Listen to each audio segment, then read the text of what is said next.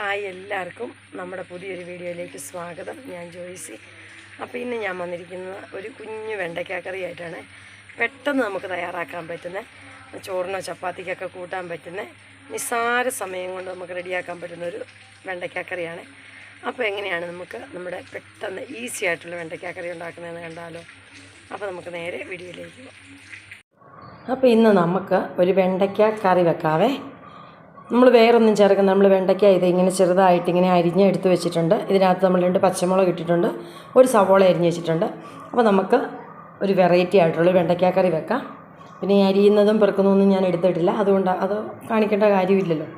അപ്പോൾ നമുക്ക് നമ്മുടെ അടിപൊളി വെണ്ടയ്ക്ക കറി വെക്കാൻ പോവേ. അപ്പോൾ നമുക്ക് വെണ്ടയ്ക്ക കറി വെക്കാൻ തുടങ്ങാൻ ഞാനൊരു 2 സ്പൂൺ എണ്ണ ഒഴിച്ചു. ഇത്രയും വെണ്ടയ്ക്ക ഒന്ന് വഴന്ന് വരേണ്ടതുകൊണ്ട് ഞാൻ അത്ര എണ്ണ ഇച്ചിരി കൂടുതൽ ഒഴിച്ചു കൊടുത്തു. നമുക്ക് ചാറുകറി വേണേൽ ചാറുകറി ആയിട്ട് വേണമെങ്കിൽ അത് ഉപയോഗിക്കാം. ഇനി നമുക്കതിനകത്തേക്ക് കടുകിട്ട് കൊടുത്തു.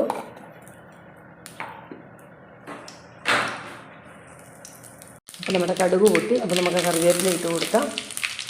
ഇനി നമ്മൾ ഈ അരിഞ്ഞു വെച്ചിരിക്കുന്ന വെണ്ടയ്ക്കായും മുളകും കറിവേപ്പിലയും എല്ലാം കൂടെ, നമ്മുടെ സവോള എല്ലാം കൂടെ കൂട്ടി നമ്മളതിനകത്തേക്ക് ഇട്ട് കൊടുത്തു. ഇനി ഇത് ആവശ്യത്തിനുള്ള ഉപ്പും കൂടി ഇട്ടിട്ട് നന്നായിട്ട് നമുക്കിതൊന്ന് വഴറ്റണം. അതിനകത്തേക്ക് നമ്മളിതിനകത്ത് വേറെ പൊടി ഐറ്റംസോ മസാലയോ ഒന്നും നമ്മൾ ചേർക്കുന്നില്ല. തക്കാളിപ്പഴം അങ്ങനെയുള്ള ഒരു സാധനം നമ്മൾ ചേർക്കുന്നില്ല. വെണ്ടയ്ക്കായും പച്ചമുളകും സവോളയും മാത്രം വഴറ്റിയിട്ട് നമ്മളിതിനകത്തേക്ക് നമ്മൾ തേങ്ങ നല്ലപോലെ അരച്ചങ്ങോട്ട് നല്ല കുറുകി അരച്ച് ചേർക്കണം. അടിപൊളി ടേസ്റ്റുള്ളൊരു വെണ്ടയ്ക്ക കറിയാണ്. ഇനി നമുക്കിതിനകത്തേക്ക് ആവശ്യത്തിന് ഉപ്പ് കൂടി ഇട്ട് കൊടുക്കാതെ, ആവശ്യത്തിനുള്ള ഉപ്പ് ഇട്ട് കൊടുക്കും.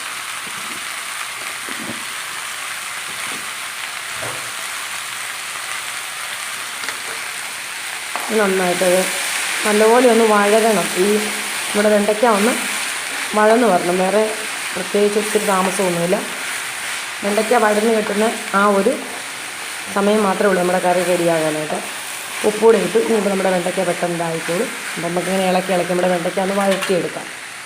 ഇതിങ്ങനെ നമ്മുടെ വെണ്ടയ്ക്ക ഒരു കാല് ഒന്ന് വഴന്നിട്ടുണ്ട്. ഇപ്പോൾ നല്ലപോലെ ഇച്ചുകൂടി ഒന്ന് നന്നായിട്ടൊന്ന് വഴരണം. നമുക്കിങ്ങനെ ഇളക്കി കൊടുത്ത് ഇതിങ്ങനെ വഴറ്റിക്കൊണ്ടിരിക്കാതെ ഇങ്ങനെ ഇളക്കി കൊടുത്ത് നമ്മുടെ വെണ്ടയ്ക്ക കറിക്ക് വേണ്ടിയിട്ട് ഞാനിത് അരമുറി തേങ്ങ ചിരണ്ടി എടുത്ത് വെച്ചിട്ടുണ്ട്. ഈ തേങ്ങ നമുക്ക് നന്നായിട്ടൊന്ന് അരച്ചെടുക്കണേ. നല്ലപോലെ ഒന്ന് അരച്ചൊന്ന്, ഒത്തിരി വെള്ളത്തിലല്ല, എന്നാൽ ഒരു കുറുകിയ പരുവത്തിന് നന്നായിട്ടൊന്ന് അരച്ചെടുത്തുകൊണ്ടിരാവേ. ഇത് അങ്ങനെ നമ്മുടെ വെണ്ടയ്ക്ക ഏകദേശം നല്ലപോലെ ഒന്ന് വഴന്നിട്ടുണ്ട്. അപ്പോൾ ഇനിയിപ്പോൾ നമുക്ക് ഇതിനകത്തേക്ക് നമ്മൾ അരച്ച് വെച്ചിരിക്കുന്ന തേങ്ങ നമുക്ക് ഒഴിച്ച് കൊടുക്കാവേ. നമ്മൾ തേങ്ങ മാത്രമേ ഉള്ളൂ, നമ്മൾ വേറെ ഒന്നും ഇതിനകത്തേക്ക് ചേർത്ത് കൊടുക്കുന്നില്ല. ഇതുകൊണ്ട് ഞാൻ ആ അരമുറി തേങ്ങ അരച്ചെടുത്തേക്കുന്നതാണ്. ഇങ്ങനെ ഇതുപോലെ കൊഴുത്ത് വേണം അരയ്ക്കാൻ, ഒത്തിരി ചാറായിട്ട് ഒത്തിരി വെള്ളത്തിൽ അങ്ങനെ ആകരുത്. ഇതിങ്ങനെ ഒന്ന് ഇട്ടിട്ട് ഇതിനകത്ത് കിടന്ന് ഒന്ന് തിളച്ചാൽ മതി. നമ്മുടെ അടിപൊളി വെണ്ടയ്ക്ക കറി റെഡിയാകട്ടോ. നല്ല സൂപ്പർ ടേസ്റ്റാണ്. വെച്ചിട്ടില്ലാത്തവരൊക്കെ ഒന്ന് വെച്ച് നോക്കണം. ഒന്ന് തിളച്ച് വരട്ടെ. ഇതെങ്ങനെ നമ്മുടെ ഈസി വെണ്ടയ്ക്ക കറി റെഡി ആയിട്ടുണ്ട്. അത്യാവശ്യം നമ്മുടെ ആ തേങ്ങയുടെ ചാറും ഒക്കെയുണ്ട്. നമുക്ക് നല്ല ടേസ്റ്റാണ്. നമുക്ക് ചപ്പാത്തിക്ക് കൂട്ടാനും ചോറിന് കൂട്ടാനും ഒക്കെ നല്ല അടിപൊളി കറിയാണ്. അപ്പോൾ എല്ലാവരും ഒന്ന് ട്രൈ ചെയ്ത് നോക്കണം. ഈ വീഡിയോ ഇഷ്ടപ്പെടുവാണെങ്കിൽ എപ്പോഴും പറയുന്നത് തന്നെ ഒന്ന് ലൈക്ക് ചെയ്യാനും ഷെയർ ചെയ്യാനും സപ്പോർട്ട് ചെയ്യാനും മറക്കല്ലേ. പിന്നെ നമ്മൾ ഇതിനകത്ത് മസാല ഐറ്റംസ് ഒന്നും നമ്മൾ ചേർത്തിട്ടില്ല. നമ്മൾ ആകെ 2 പച്ചമുളകും ഇച്ചിരി സവോളയും ആ വെണ്ടയ്ക്കായും മാത്രമേ നമ്മൾ ചേർത്തിട്ടുള്ളൂ. അപ്പോൾ അങ്ങനെയുള്ളൊരു നല്ല അടിപൊളി ഒരു ടേസ്റ്റാണ്. അല്ലാതെ ഒത്തിരി ഈ മസാല ഐറ്റംസിൻ്റെ ഒന്നും ഒരു ടേസ്റ്റ് ഇല്ല. പക്ഷേ എന്നാൽ നല്ല സൂപ്പർ കറിയാണ്. അപ്പോൾ എല്ലാവരും ട്രൈ ചെയ്ത് നോക്കണേ. അപ്പോൾ നാളെ നമുക്ക് വീണ്ടും നല്ലൊരു വീഡിയോ ആയിട്ട് കാണാം. അതുവരെ ബൈ, താങ്ക് യു.